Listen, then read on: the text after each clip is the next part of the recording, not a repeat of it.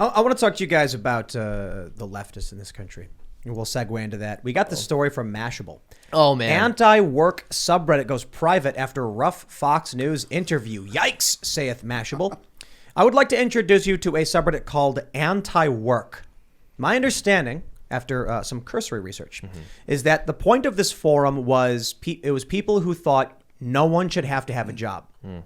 You should be allowed to get food, shelter, and whatever given to you without doing any work. It started to grow rapidly. 1.7 million followers of this subreddit forum. It quickly changed, however, into a work reform, where it was like, hey, we just want rights. We want to do work, but we got to get paid better. Sure. Now, ultimately, I think this message is co-opted by the left, and that's what poisoned it. But here's what happens. Fox News reaches out to interview someone from the forum of 1.7 million people who don't want to work or who don't like working. And so this is what I read. Basically, they all held a poll where they said, okay, should we do this? Everyone voted. The majority said, do not go on Fox News. Oh, boy. One of the moderators decided to go on Fox News anyway. It was a autistic, non-binary individual, I believe, who appeared on Fox News, wouldn't look directly into the camera, and was shying away in a messy room with an inarticulate message that seemed wishy-washy, saying things like, I have to walk dogs 25 hours a week, and I shouldn't have to do that to be able to eat and survive. And I think probably that was more articulate than the person was. This caused brigading, people rushing into the subreddit, and then ultimately it shut down. Now they're saying they may come back.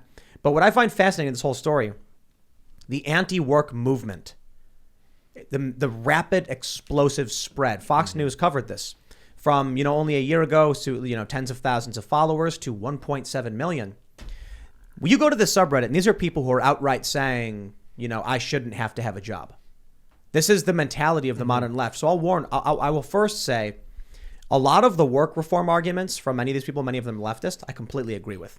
Someone takes out 20 grand in school loans. Now they owe 100 because of interest. And I'm like, okay, that I can understand as a problem. Agreed. If you take out a loan for 20 grand and there's some interest on it, I can recognize, you got to pay it back and you got to pay back the interest. But when it's massive, and that's for a lot of people, then I'm basically like, the system is corrupt. We got to shut that down. I can respect that.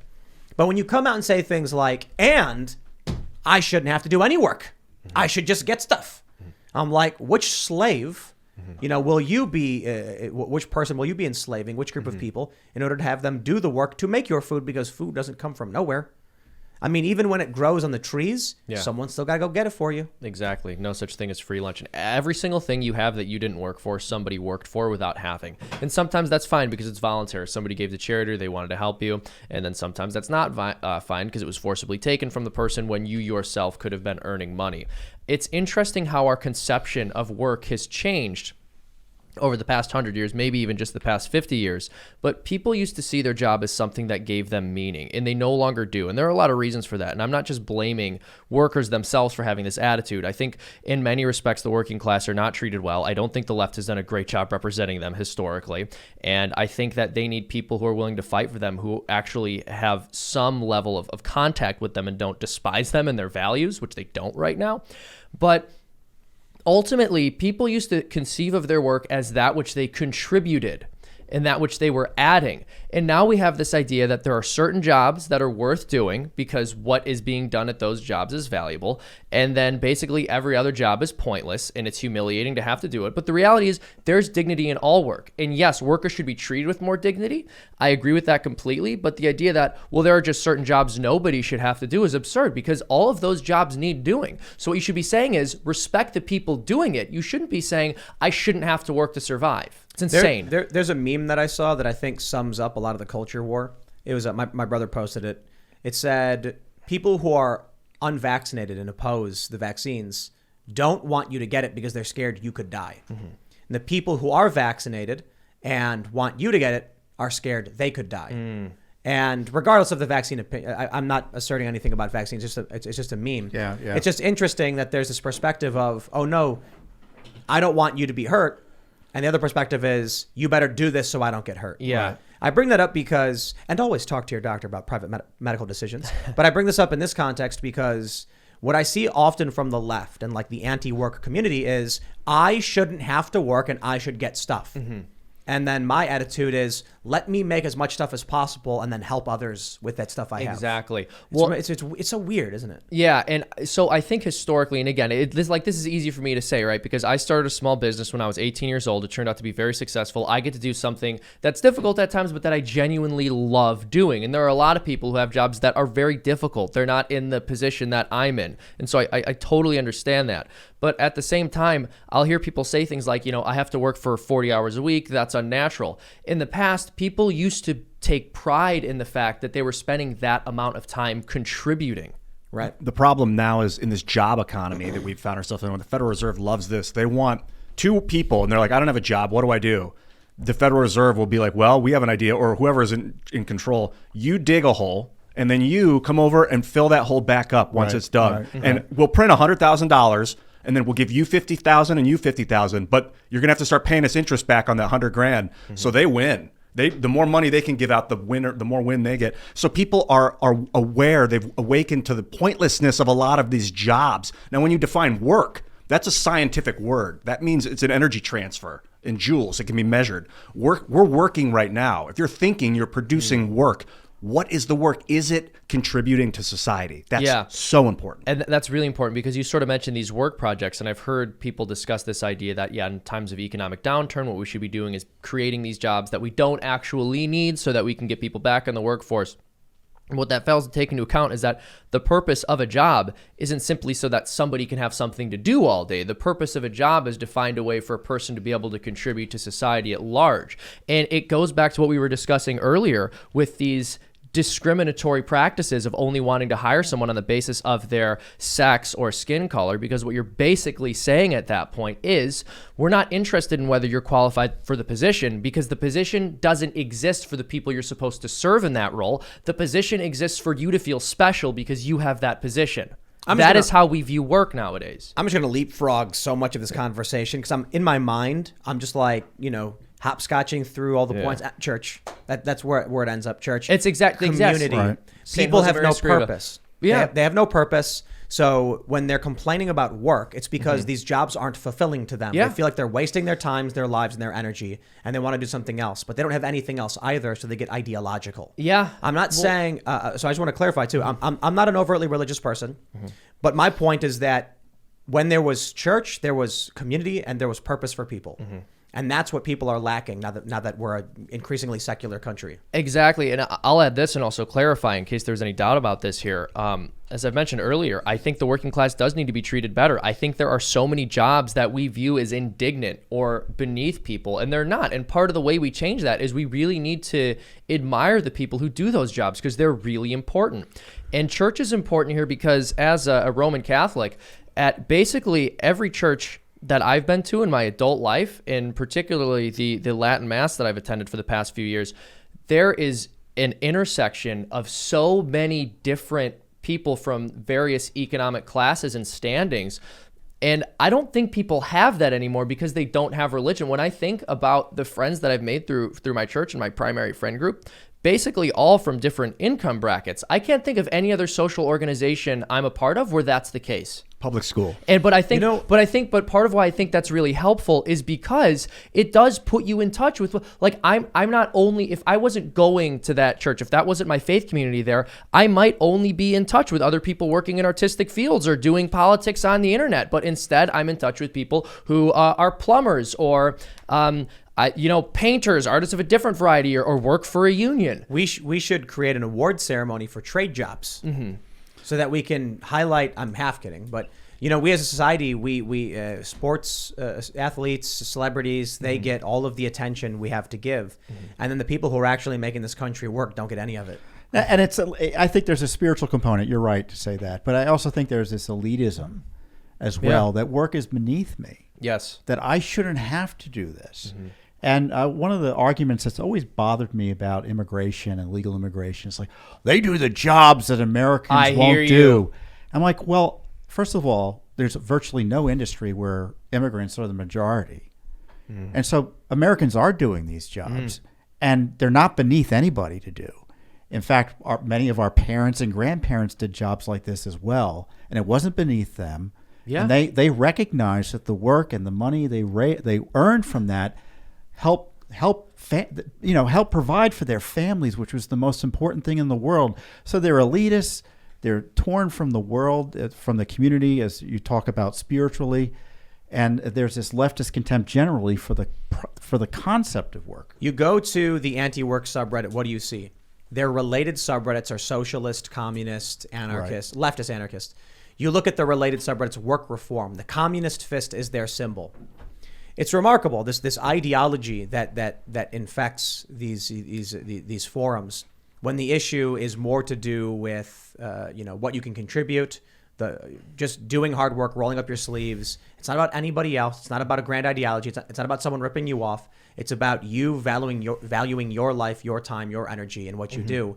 But all of them just get infected by leftist ideology. Then in comes the cultural leftist ideology, and then they implode on themselves. Yeah. Well, and this idea that there are jobs that Americans are unwilling to do. I mean, this is a country where we have, abortionists, pornographers, prostitutes. The idea that there are just these jobs that are so far beneath the dignity of Americans and what they're willing to accept is ridiculous. It is the case that there are certain wages an American will not work for, and that is why they want to import people to do those jobs. Here's the big problem with the leftist ideology in these subreddits is that they're doing nothing to stop the mass wave of illegal immigration. That's right. And so they're wondering why it is. You bring up there's wages they won't work for.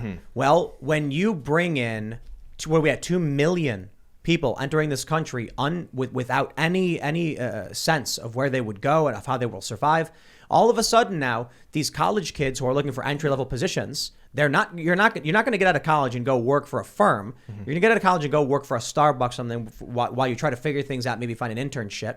But you're not going to be able to do that either. Because now all of a sudden you're walking up and you're seeing a huge line of people who want work.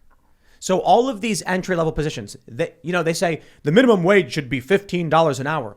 It would be if the supply of low-skill labor was reduced. Right. Well, the unions used to be opposed to mass immigration. If there were honest, if there were well-run unions who were creative, they'd be saying, okay, well, if we're going to have a government program that depresses wages, meaning mass immigration, well, we have to make up for that with as you point out, with an increase in the minimum wage. So big corporations, you can get your immigrants, but we get on our side, because we're subsidizing your labor costs with a government program, we get to ensure that our employees and union members get increased wages.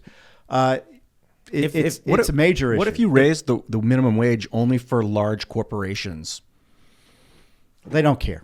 They wouldn't care. It's a rounding error. But what would happen is they couldn't hire as many people, but more people would be benefiting from working there, but they would still limit their ability to hire mass. They would just increase the prices, and it would have the same effect on the local economy. But then people wouldn't buy their stuff because their prices would go up. That's not even that's maybe partially. Or they'd true. hire less people to save the money. But what they would do is and the business couldn't grow. No, Ian. Here's what would happen.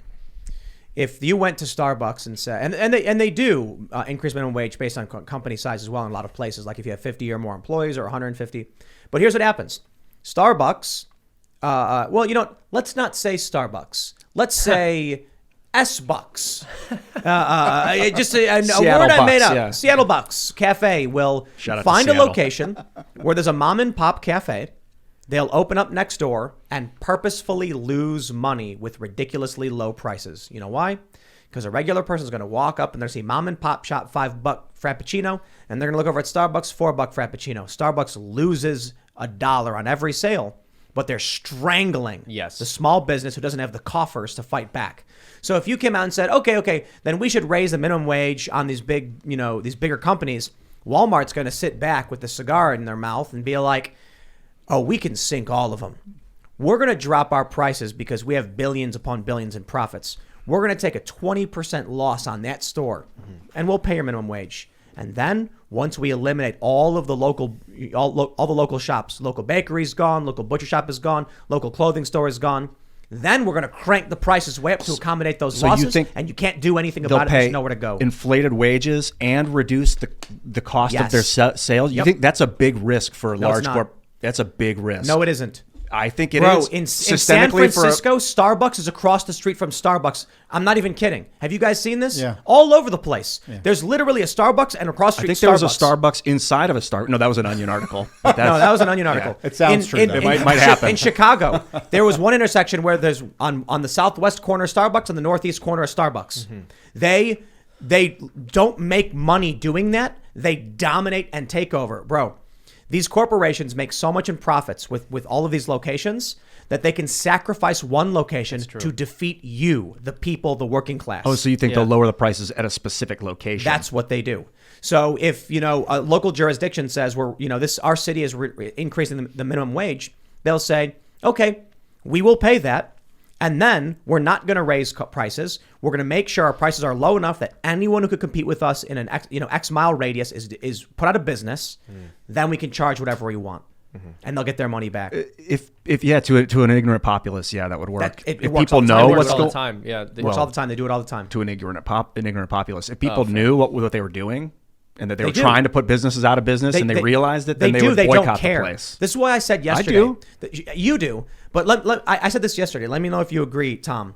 I said if you went to your average American, I don't care if they're liberal, conservative, or otherwise, and said, all of the good in your life, your wages, the cheap gas, everything, we will allow you to keep, but we need you to sign this document to kill a bunch of kids overseas. I say they would sign it. I say the average American would be like, done and done. Just don't tell my friends I did. People walk up to Starbucks knowing exactly, who they are and what they do. Right? I mean, we just went and bought a bunch of Starbucks because they got rid of the vaccine mandate. That's a specific Don't roll action. me in on this one. You did it, Tim. Yeah, but that I stand by. I stand by. Yeah. When a company does the right thing, I want them to do more of the right thing. So I'll call them out now. And it's not just about Starbucks. Because look, I've only heard the anecdotes about Starbucks. Go ahead. No, I was going to say, fact check me on that. I may be wrong. But I don't know about Starbucks that. specifically, but it is true that businesses will intentionally take a loss in order to destroy their competitors. But can they take the level of loss of having their wages go up and their costs their sales costs go up? That's a big depends on change. how much the change is in either direction. To quote Nancy Pelosi when she was defending her individualized stock trades, that's capitalism. Yeah. And the challenge is that you may not like it. It's like, how do you fix it? And the only way to fix it is through a regulatory scheme run by incompetence liars or lying incompetence. So there's no good answer to that. If you don't, I sometimes shop in places that aren't chain stores because I know I'm getting a little bit more customer service and that's good. And other times I'll go to Starbucks because I like the coffee there. I got to be honest, out here, even in West Virginia, the local coffee and bagel shop has a mask mandate by choice and the Starbucks doesn't. So I go drop that mandate, dog. You heard it here first. Thanks for checking out this segment from the Timcast IRL podcast. If you want to watch live, you can check out this channel Monday through Friday at 8 p.m. And don't forget to smash that like button, subscribe to this channel, and if you want more unfiltered and uncensored content with all of these guests, go to timcast.com and become a member. All of these guests you know and love in exclusive segments on our website where we are unrestricted in what we talk about, so you'll definitely not want to miss it. Thanks for hanging out. We'll see you all next time.